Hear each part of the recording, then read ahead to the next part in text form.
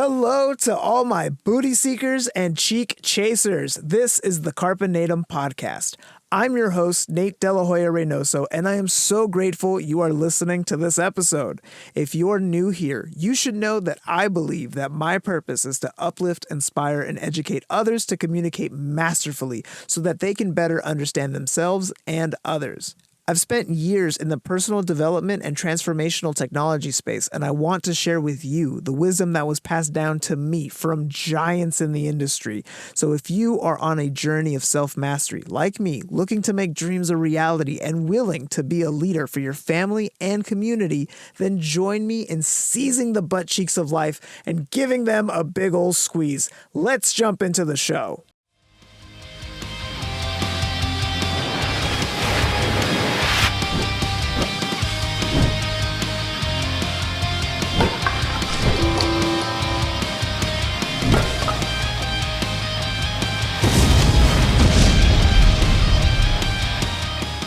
Welcome back, everyone. Welcome back. It feels amazing to be here. We are 11 episodes deep.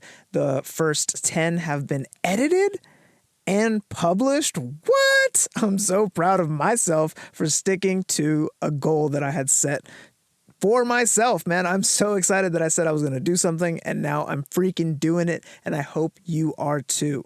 And if you're having trouble picking something to do, something to focus your attention on, if you're still trying to figure out what your next move is, I highly recommend turning to books. I love books. I'm not an avid reader. I try to be. I force myself to read as often as I can, and even then, I feel like I don't read enough. But that's not my preferred learning style to begin with. I personally am more of an auditory learner, and I love listening to audiobooks. I have an Audible collection of over 77 books, and I've borrowed other people's Audible to listen to their books. I've also used an app on my phone to access the audiobooks at my local library, wherever I have a library card. Usually they give me access to audiobooks too. And just by listening, I have ingested over 100 books, ranging from fiction like Stephen King to personal development books like The 10X Rule by Grant Cardone. I love reading books like Outliers by Malcolm Gladwell. The book Sapiens by Yuval Noah Harari was a fantastic listen. I've easily listened to more than 1,000 hours of audiobooks, and that's where I like getting my information from. Don't get me wrong, I have a huge bookcase behind my desk, and most of the books on that bookcase I have skimmed through. A lot of them I have read through. Some of them I haven't even picked up and gone through them. But I love books. I love collecting them, whether they be in audio format or in the physical form copies. And I highly recommend, if you feel stuck, pick up a book. And maybe reading one book at a time doesn't work for you. It's okay to have 2 or 3 books and to be dabbling in each one, picking up what you need from the chapter that you're on and moving on. No one's holding you to a standard. You're not going to get in trouble if you don't turn in your book report by Tuesday. The pressure is not there. But because the pressure is not there, it almost feels like it's easy to get lazy on our own education. Anything after traditional schooling, it seems like the majority of people stop educating themselves, stop trying to improve themselves, and not just with personal development books, but increasing their vocabulary, their imagination, their capability to imagine and dream and see perspectives from other people that have written their stories down. I'm not saying go and pick up a Tony Robbins book, although I highly recommend picking up a Tony Robbins book if you haven't before. I'm just saying there is a whole other world of possibilities and ideas that you will never think of on your own. And thanks to books and thanks to amazing technology like audiobooks, we can absorb the infinite buffet table of ideas and information and tactics and techniques that are available to us at little to no cost. The barrier to enter and get this information is so much lower than it has ever been in history. There's almost nothing that you can't find the recipe for or information about online, in a book, somewhere in some free resource. All right, Nate, we get it. You want us to read books. Why are you talking so much about it? Because I've been reading a bunch of them and listening to a bunch of them lately, and I want to share the information that I got from these books with you. The book I've been currently listening to at the gym and on my walks with my dog is Extreme Ownership: How U.S. Navy SEALs Lead and Win by Jocko, Willink, and Leif, Babin. Let me give you a brief description.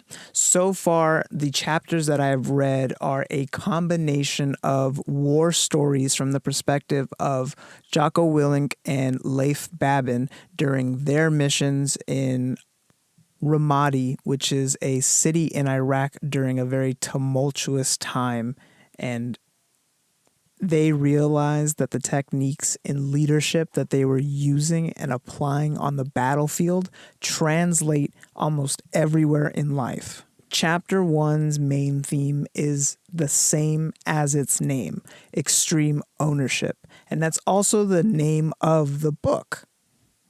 The more chapters I listen to, the more I can understand the overarching theme of extreme ownership so far, especially in the first 4 chapters. From my understanding, what extreme ownership means is the ability to take responsibility for literally everything that's happening in your life, in your mission, in your job. You have to stop blaming the team that you are assigned to, the manager that you are working under, the contractor that you have to deal with. At the end of the day, everything falls into your lap and you are responsible for the results that you want. If something is going wrong, it is so easy to blame somebody else for the problems that are happening, even if the problems are self-caused. It seems like the easiest thing for us to do is to find an excuse to why it's not our fault and look for something to blame that's not ourselves. Are there things out of your control that can affect the outcome of many things? Absolutely. You can't control a tornado blowing your home away or a flood destroying your property and your things, or a global pandemic. There's a lot of things that are just out of your control, but your reaction to those things is completely in your control. What you choose to do after something terrible or something unpredictable happens falls on you. You should have contingency protocols in case things like this happen. And maybe you didn't have something set up for when the pandemic hit, or when your car got totaled, or when you lost that big account. That's fine. We live and learn from our mistakes by taking accountability. Extreme ownership is taking on the responsibility and owning not only your mistakes, but everything that has happened to you in life. And from there, you choose to learn and grow and adapt and do better next time. And from there, it only grows. You will eventually not only build something amazing for yourself, but through your own actions, other people will be able to see and witness and may grow from your actions. If you're able to then teach the people below you, or the people you work with, or the people above you, what extreme ownership looks like, what taking accountability and being responsible for our own outcomes is. If you show them that, by the grace of God, they will be able to then model themselves to your behaviors and improve overall. Leadership is not just technique. Leadership is also a muscle. And just like the muscles in your bicep, You have to use it or you will lose it. Train, focus, get better at using that muscle so that it works for you in times of crisis, in times of need, in the times you need it most. That muscle of leadership can kick in and continue you forward. It'll continue your team forward. It'll continue your family forward.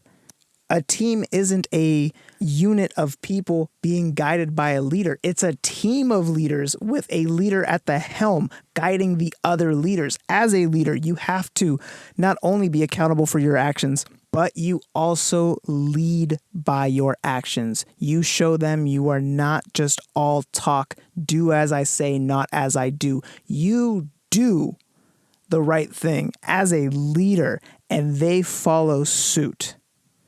If you have no one to lead, lead yourself. If you are the king of the sovereign nation of yourself, so Nate is the country that exists within my body, and I have to lead it to victory. I have to lead it to better and bigger things. If I stay complacent where I'm at, and then get upset with the results that I have no one else to blame but myself, because I am the one that caused everything around me to be the way that it is. Extreme leadership also means taking responsibility for the mistakes that we have made. And ego will always want to take the path of least resistance, will always want to do the easiest thing, whatever helps you sleep at night. The ego is willing to jump in and convince you that whatever you have in life, whatever has happened to you was not the fault of your own, but the result of something else outside of your control that you had no awareness of. So then there's never blame on you. And if you're living a life like that, chances are there's not a whole lot of distance you'll be able to cover continuing on thinking and acting and living that way. In order for anyone to progress, in order for me to progress, I not only have to take accountability for everything in my life, but also for all the things that I have done. Every single mistake that I have made, I have to own up to and admit fault. And I'll be honest, there are some things that I've done in this life that I feel incredible shame for. Things that now that I have quit doing addictive substances, now that I have gone through the necessary therapy and rehabilitation to understand that what I was doing was incorrect, to own those mistakes, to outwardly admit that the behaviors that I was exhibiting were not only my choosing, my fault, but they were also predatory and hurtful to others. And it doesn't matter how much I apologize either to the people that I have harmed or affected negatively. If I am truly sorry, then the best thing I can do is change. I can do the necessary things in order to improve myself so that my behaviors will never be like that ever again. I now have understanding and clarity to why I did these things. And I am not only disgusted with my own behaviors, but I can't just sit around all day beating myself up for it, because trust me, I do that. And maybe you listening to this too have done something in your past where you feel like the world will never be able to forgive you. If you are truly sorry, the best thing to do is work on yourself so those behaviors never happen again, so those actions never repeat.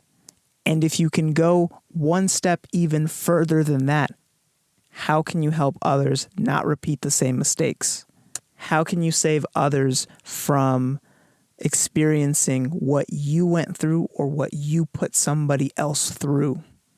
There's very few things in this world that are completely unforgivable.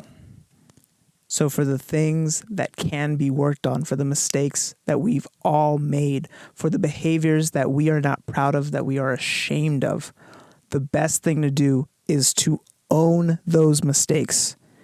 Stand up and say, I made the mistake. I was in the wrong. I did the wrong thing. I hurt those people. Whatever it may be, own it. Completely own it. Don't let anyone else decide what the story is except you. You choose the narrative. Own what happened. Own the mistake and grow from it. Yes, you took an L, but let that L turn into a learning. And that's really what I'm getting from this book, is that extreme ownership is not only the accountability that one takes upon themselves, but it also goes hand in hand with leadership. Not just being part of a team, leading a team, working with others, but leading yourself. Be a leader for yourself, for your family, for your mom, for your kids, whoever you need to be a leader for. And if it's for no one, be a leader for yourself. Lead yourself to something better. Continue to strive and grow. Regardless of the mistakes of your past, regardless of your actions, regardless of what you've been through, we've all fallen down. We've all eaten shit. We all know what a low feels like. We're all not perfect. But if you are willing to admit that your behaviors and the things that you did in your past that have harmed others were wrong, and you take accountability for it, and you own that, and you obtain that extreme ownership, then from this moment on, everything in your future, you know, will be a creation of your effort. Everything that you have around you, you could be proud of, because it's what you created. It's what you put out into the world and what the world gave you back. Use it to break cycles, to teach and educate others so that the future is better for yourself, for your kids, for your friends, for their kids, and for everyone going forward. My ego wants to blame everyone in the world besides me. My ego believes that I am some perfect being exempt from all the rules in this world. And I have to tell my ego to shut the fuck up, because my ego has never helped me obtain anything that I have in this world. At least nothing with true benefit that I can recall. Ego leads to frustration. It leads to animosity. It leads to envy. It leads to spite. Ego will kill dreams and relationships mercilessly and will not give two shits about your opinion. So in order to tame our ego, in order to keep that in check, we must have extreme ownership and accountability to own the mistakes that we've made so that we can better ourselves and better our future for others.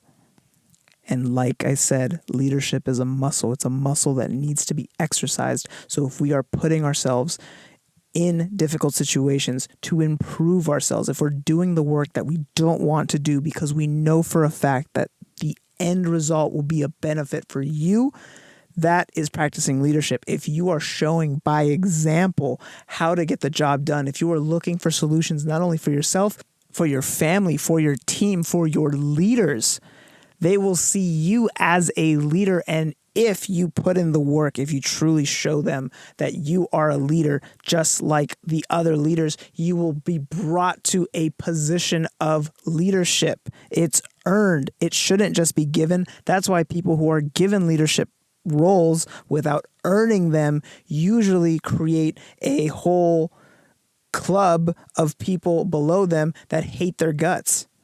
I've worked with true leaders who've earned their titles, and I've worked with people who were given their titles. And those who were given their titles never blamed themselves for anything. It was always the issue of the company, the customer, the branch, the employees, the subordinates, whoever it wasn't them that was causing all the issues in their life. While the true leaders were in the trenches side by side with their employees, doing what they had to do to get to the next level, to hit the goals, to make sure that there's growth in the company so that way everybody gets a bonus. They were doing what they had to do in order for the team to do what it had to do. It didn't matter if they were in pain, if there was shit going on at home, if their back was aching. They did what they had to do to not only show face, but to stand by us while we were working. I saw one of my favorite bosses, after totally annihilating himself at a gym workout. He was sore as hell. He could barely walk. He probably pulled something in his back, and he didn't take the day off. He came to work. He continued to work with us. He let us know that he was a little injured, but he stayed the whole day, never complaining the entire time. He was only encouraging us, even though we knew he was in pain. And that to me is a fucking leader. That is somebody that I strive to be like. That is somebody who not only was side by side with their employees doing what they had to do in order to push the team forward, but when mistakes happened, they didn't blame their employees, they didn't blame their customers, they blamed themselves. They took responsibility and ownership for what was happening, because at the end of the day, they were the leader, so they took on the responsibility for the shortcomings as well as the fruits of the labor. That's a fucking leader. And just by remembering this guy, I'm remembering and feeling all these feelings of just like, wow, I want to be like that. And if that's not a testament to how a good leader affects you years later, then I don't know what else to tell you. Seeing someone like that inspires me to be like them. So if you need a leader in your life, go and find a book about leadership where somebody with experience can tell you what it takes to be a true leader. Get inspired by somebody who's been down that path and do what you have to so that you can be a leader yourself. And it starts with taking accountability for all of your actions, for all of your mistakes, that extreme ownership and the willingness to work out that leadership muscle. And that's what I got from chapter 1. I can't wait to come back here and tell you about the other chapters that I read.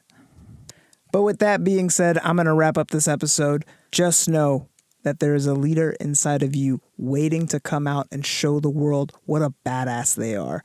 Don't let that leader stay inside your whole life. Let them come out and let them scream at the top of their lungs and show the world what you can do when you take extreme ownership and lead life by the butt cheeks. Thank you so much for listening to another episode of the Carpe Natem Podcast. If you loved this episode, please consider leaving a positive rating and review on Apple Music or iTunes. It takes 30 seconds for you, but for me, it helps spread positivity to more people during this chaotic times. It helps build a community, and it makes me smile ear to ear. Speaking of community, we have a Facebook group at facebook.com/group/Carpe Natem. Just answer the 3 questions to get access to some extra motivation and inspiration for your timeline. If you would like to support the podcast, screenshot this episode and share to your story and tag me on Instagram at Carpe Natem 114. That's going to be my handle across all platforms, including TikTok. If you would like to give me a follow, I would definitely appreciate it. If you haven't already, please rate us and subscribe on Spotify or anywhere you enjoy your podcasts.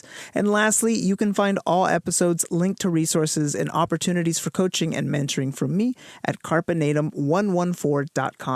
I cannot thank you enough for spending part of your day with me. You are all rock stars taking the necessary steps to be your best self, willing to do whatever it takes, and ready to grab life by the butt cheeks. So until next time, this is Nate De La Hoya-Reynoso signing off.